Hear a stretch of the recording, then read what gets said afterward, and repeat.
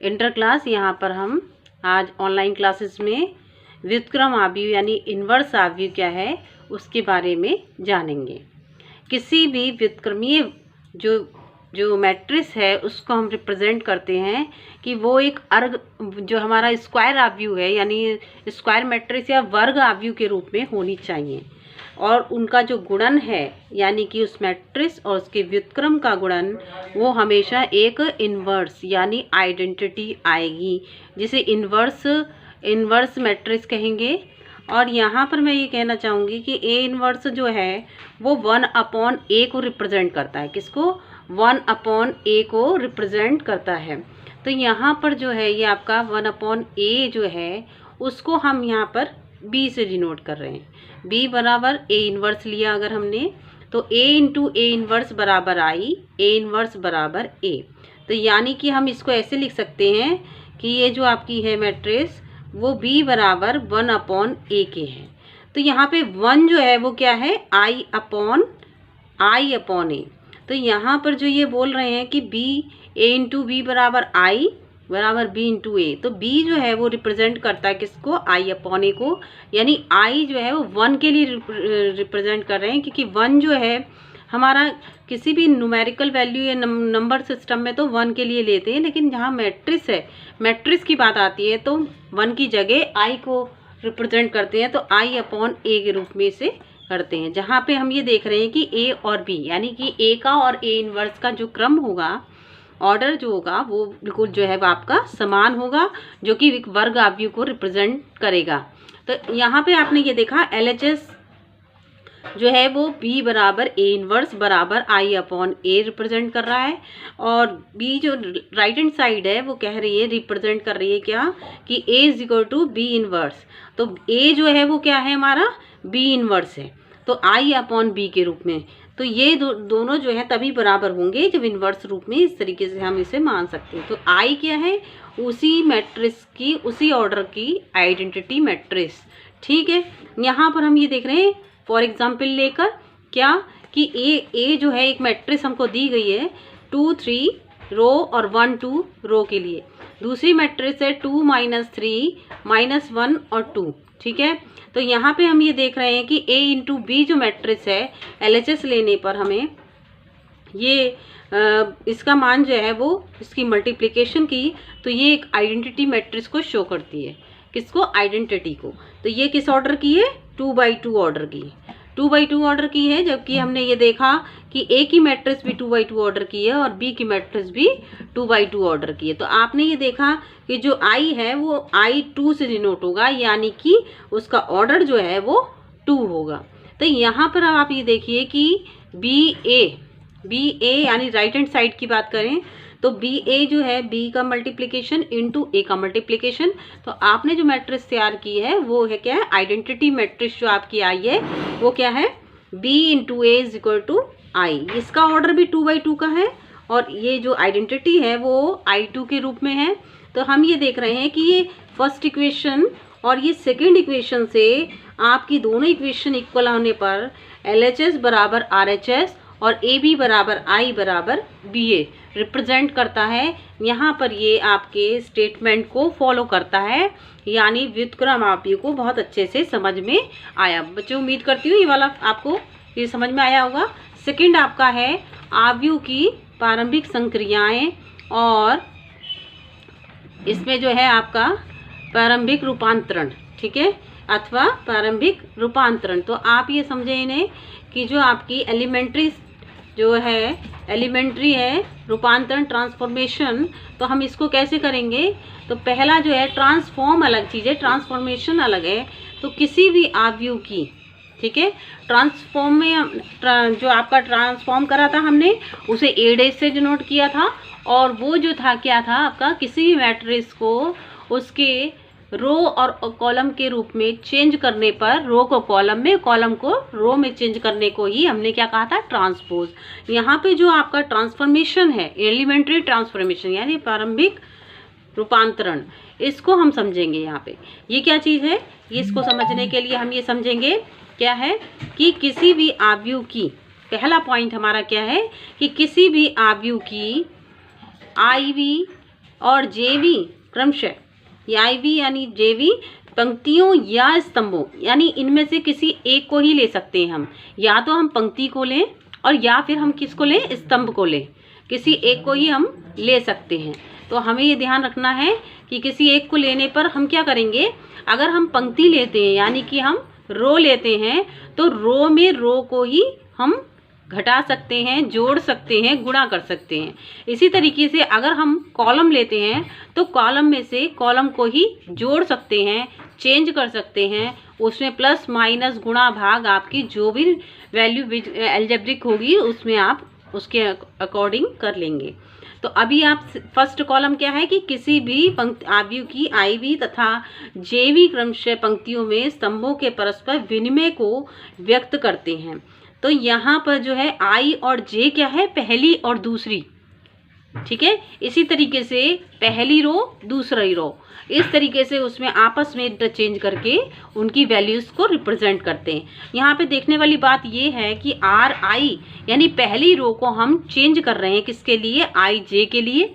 तो IJ यानी दूसरी रो पर, तो हम जो लगाएंगे वो दूसरी रो पर लगाएंगे। इसी तरीके से जो हमारी पहला कॉलम है और उसी तरीके से उसको चेंज करेंगे किसमें, पहले कॉलम को चेंज कर रहे हैं लेकिन प्रॉपर्टी जो लगा रहे हैं हम दूसरे कॉलम में लगा रहे हैं, ठीक। इसी तरीके से हमने देखा सेकंड पॉइंट कि किसी भी पंक्ति या स्तंभ के अवयवों को किसी शून्येतर संख्या से गुणा करने पर निम्न प्रकार लिखा जा सकता है। नॉन जीरो जो नॉन ज़ीरो हमारा नंबर है उससे हम क्या करेंगे, गुणा या भाग गुणा करने पर।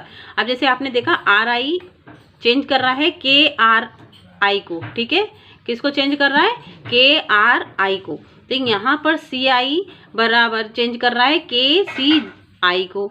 तो यहाँ पे KI जो है सेम प्रॉपर्टी हो रही है, यानी कि आपकी पहली रो है तो पहली रो में हम प्रॉपर्टी को उसी को मल्टीप्लाई कर रहे हैं, पहली रो में K से मल्टीप्लाई करके हम पहली रो को चेंज कर रहे हैं। या पहले कॉलम है तो पहले कॉलम में K से मल्टीप्लाई करके जो है हम पहले कॉलम को ही चेंज कर रहे हैं, तो अप्लाई कर रहे हैं। ये सेकंड प्रॉपर्टी है।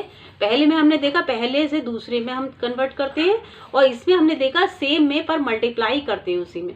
थर्ड प्रॉपर्टी क्या कहती है कि किसी रो और कॉलम यानी पंक्ति या स्तंभ के अवयवों में किसी अन्य पंक्ति या स्तंभ के अवयवों को एक शून्येतर संख्या से गुणा करके जोड़ने को निम्न प्रकार व्यक्त करते हैं। तो यहाँ पर जो है उसी संख्या से जोड़ेंगे और उसकी गुणा करेंगे। तो हमने ये देखा कि पहली अगर I के लिए ले रहे हैं तो पहली पंक्ति है अगर, तो पहली रो जो है हमारी उसमें हमने क्या करा, दूसरी रो की मल्टीप्लिकेशन किसी नॉन ज़ीरो नंबर से मल्टीप्लाई करके उसमें एडिशन करा है पहली में। तो ये जो आपकी आ रही है वो पहली पंक्ति आ रही है और पहला कॉलम आ रहा है। इस तरीके से हमने ये इसको तीन प्रॉपर्टीज़ को समझा। यहाँ पे इनको ध्यान में रखते हुए जब हम क्वेश्चन को करेंगे तो बहुत अच्छे से हम ट्रांसफॉर्मेशन को समझ पाएंगे, ठीक है। तो ट्रांसफॉर्मेशन को जब हम समझ पा रहे हैं तो हमने ये देखा कि RI बराबर जो ये RI है यानी पहली पंक्ति जो है वो किस तरीके से चेंज हो रही है, और यहाँ पहला कॉलम यानी किसी एक समय में हम या तो रो वाइज ही ले सकते हैं या कॉलम वाइज ही ले सकते हैं। इस बात को बहुत अच्छे से समझ लिए, दोनों को साथ साथ नहीं ले सकते। तो एक ही प्रॉपर्टी को, लेकिन मैंने साथ साथ चूँकि आपको दिखाया है ताकि आप चाहें तो रो में भी यही प्रॉपर्टी इस्तेमाल कर सकते हैं और यही कॉलम में भी इस्तेमाल कर सकते हैं। एट ए टाइम वन ही यूज़ करेंगे हम।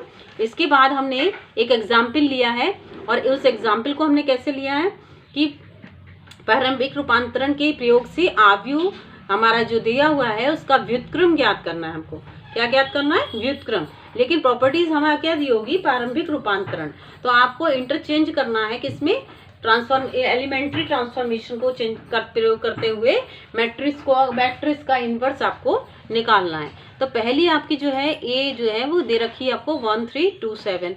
1 3 क्या है यहाँ पे, ये R1 है और ये क्या है R2, ठीक है।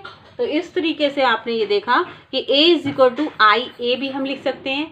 आई ए का मतलब हम यहाँ पे ये समझ सकते हैं, क्योंकि एक संख्या अगर हम लें तो उस संख्या को हम A बराबर, अगर कोई संख्या है तो हम उस संख्या को a बराबर 1 इंटू ए भी मान सकते हैं।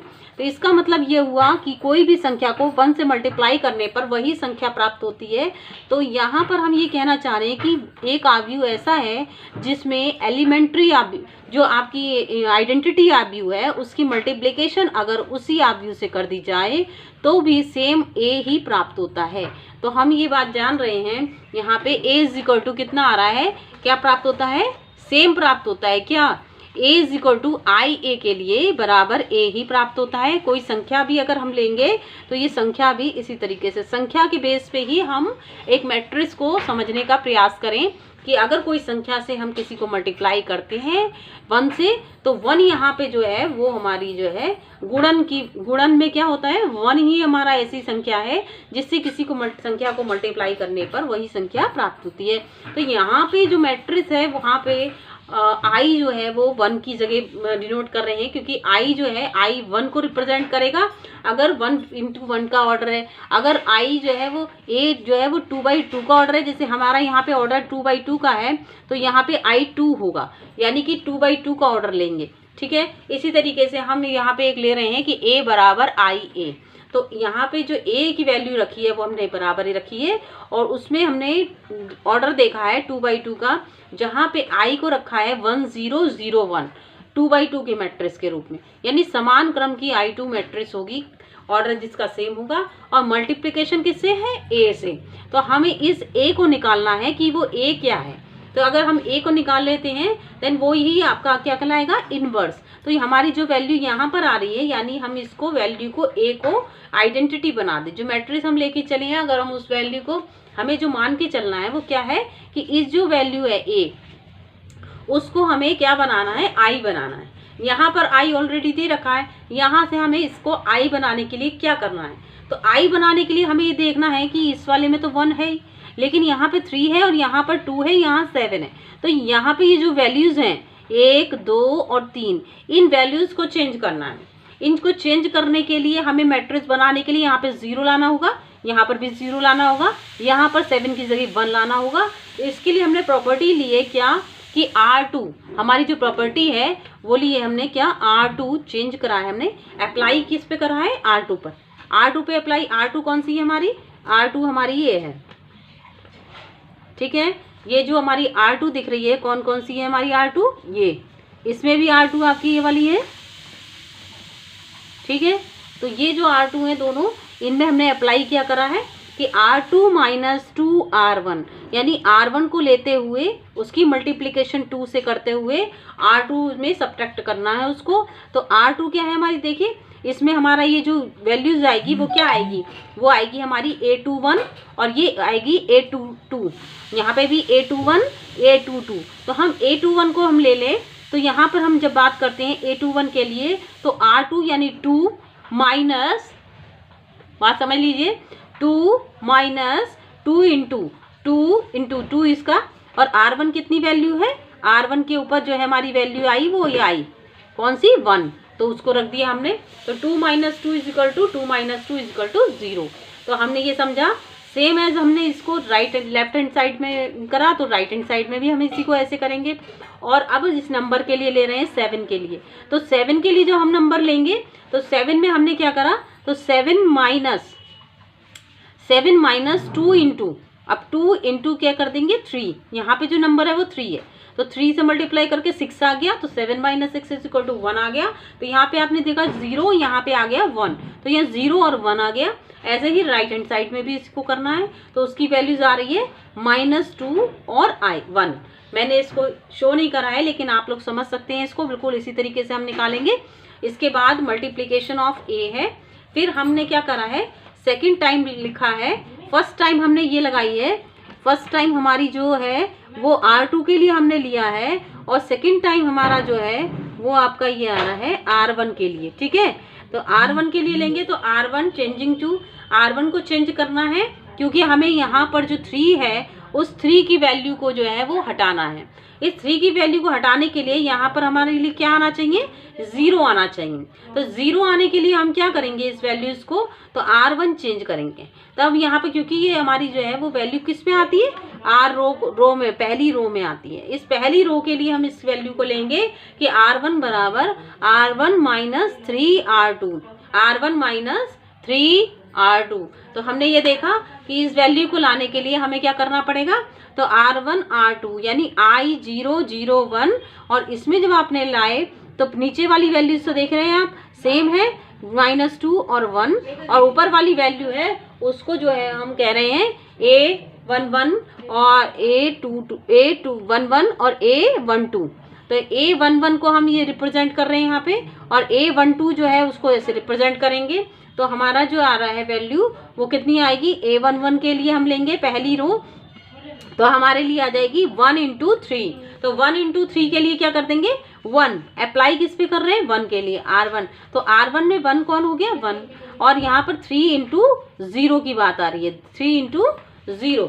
तो हमने ये देखा 3 × 0 R2 में किसकी वैल्यू है, ये 3 × 0 की बात आ रही है। तो ये हमारी वैल्यू आ रही है 1 के लिए, यानी कि 1 हमारी जो वैल्यू है हमने इसको 3 ये वाला रखा है, 1 × ये। तो हमने देखा 1 में इसको ऐसे रख दिया, -3 × 0 रख दिया, तो 1 - 0 = 1 आ गया।